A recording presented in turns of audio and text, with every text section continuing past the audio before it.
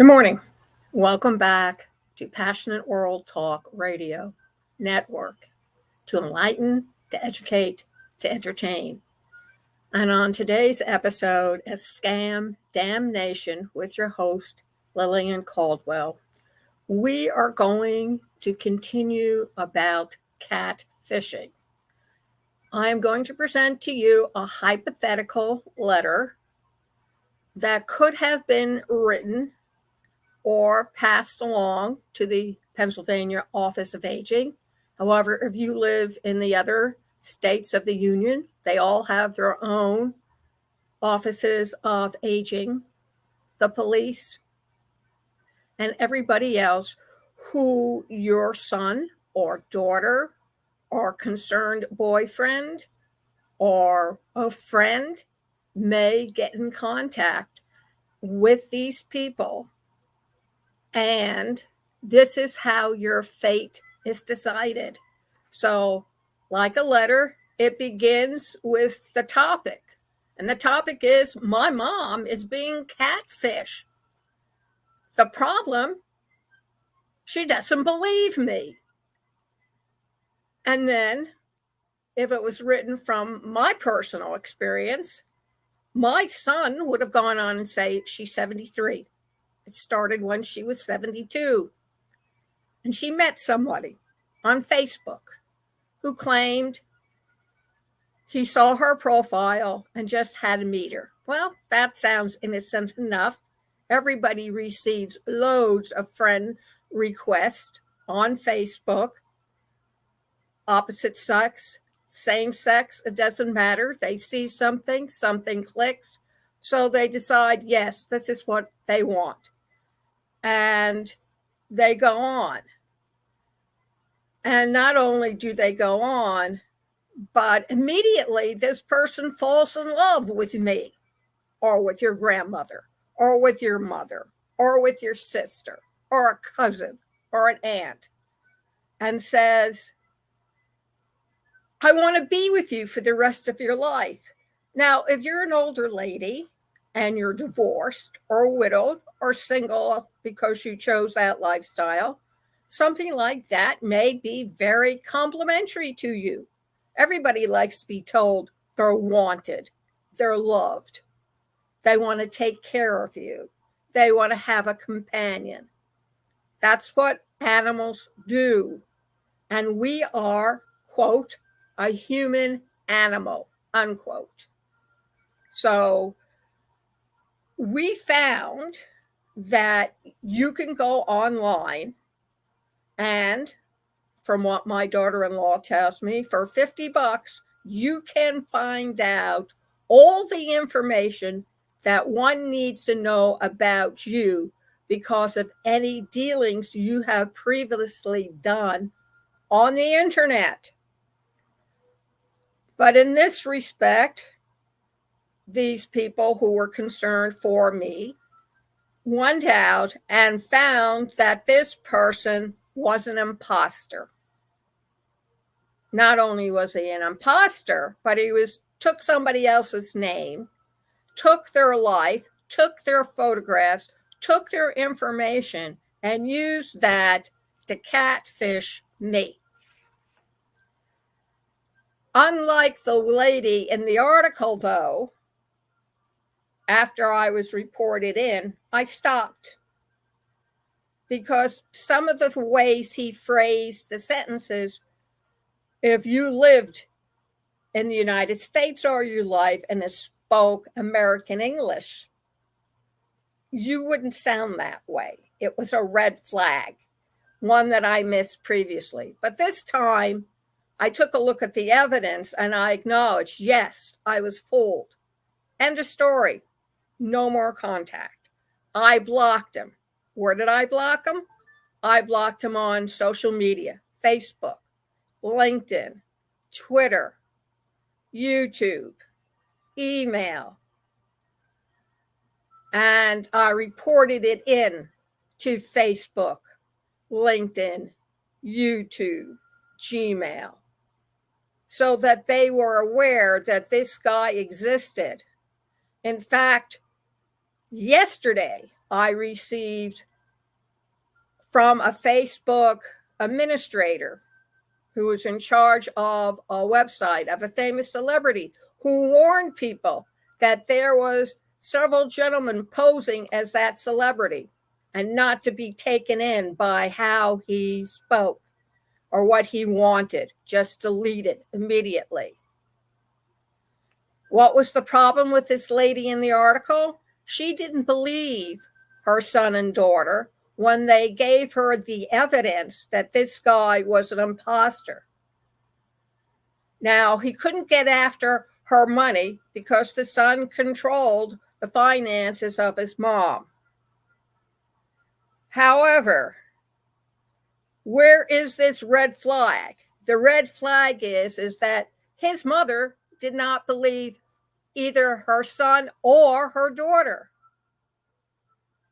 One can only assume, and I was told a long time ago that if you broke up the word assume, it means ask you me, that the mother knows what's going on and doesn't want to admit it, or she's feeling lonely and she'll go ahead anyway. So what does her son and daughter feel about this? They think she may need medical help, including tests to assess her cognitive well-being, as well as assistance and intervention to protect her finances from this catfisher. So, what are some of the things that will happen to you if you remain catfished? The first thing that would happen, or the most immediate approaches the article's on, is to show your evidence, the other Facebook profiles of the same person, and tell her that he is a scammer and he's preying on her loneliness, her vulnerability, and yes, her ability to believe. And there's nothing wrong with believing. However, when you have proof in front of you, sometimes you have to take that kernel of truth that's being offered to you and admit there's no fool like an old fool, another favorite 50s expression. Because I really wanted to learn how to protect myself and how to protect all the other lonely people, and that includes men as well. These are the tips that Facebook, a spokesman from Facebook, directed me to about avoiding catfishing and how to report it. And also concerns anybody who's going to loan you some money to pay off a debt, a prize, or other winnings. And the first step is to slow down, say, wait a second, this doesn't sound right. And don't be fooled if they start telling you about a, quote, sudden emergency, unquote. That happens. A lot of them may say, we need a plane ticket, or I just ran out of money. Can you wire me some? So Facebook says, quote, if someone claims to be a friend or a relative in an emergency or asks you for advance fees to receive a loan, prize, or other winnings, slow down, do not engage, and remember, you always have the option to report them to Facebook and Instagram. The spokesperson went on to say, if a new third-party app requires you to log in with your Facebook account before you use it, don't share the request and don't share information about your own Facebook account asking you for your passwords. It's nobody's business.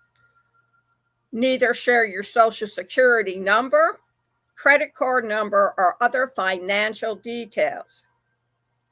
So what do the authorities do? Well, they arrange to a memory test for you with your mom's doctor. I already took mine and passed with flying colors. In fact, I still remember that the man lived in Chicago, Illinois. Yes, well, what can I say?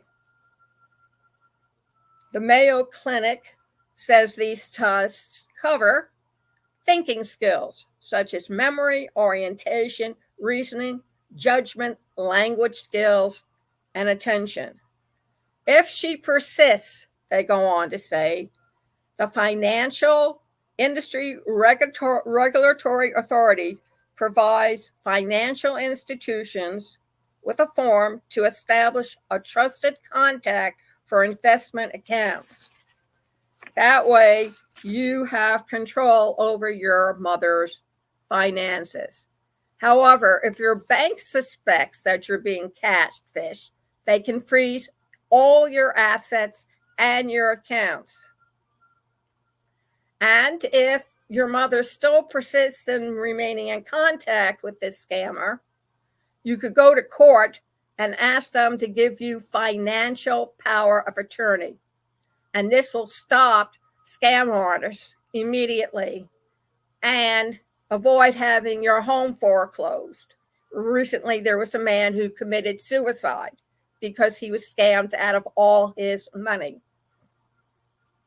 Another thing to consider, should things get out of hand, is a conservatorship. CONSERVATORSHIP,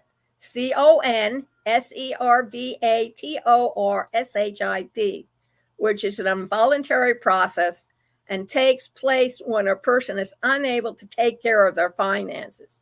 Each state has its own rule for guardianships and conservatorships. To apply to become a conservator, you need to file a petition with the probate court in the county where your mother lives and detail all the responsibilities, powers, and duties you intend to take on for her. You also need to submit a plan for your mother's care. According to the Family Caregiver Alliance, quote, once a petition is filed with a court investigator is appointed to interview the proposed conservatee and determine if the individual is truly incapacitated and whether appointment of a conservator is justified, unquote. Then the petition is set for hearing, and the conservatee must appear in court unless medically unable to do so. And the organization adds, the judge determines based on the petition, the investigator's report, and any evidence taken during the hearing. Now, credit cards now make it available to you to freeze your credit card accounts with all three of the major credit bureaus, Experian, TransUnion, and Equifax. So no one can take out loans or open accounts in that person's name. This is a good practice for anyone who you feel is in a vulnerable position. People 60 years old and older are five times as likely as younger consumers to report losing money to tech-related scams, according to the Federal Trade Commission.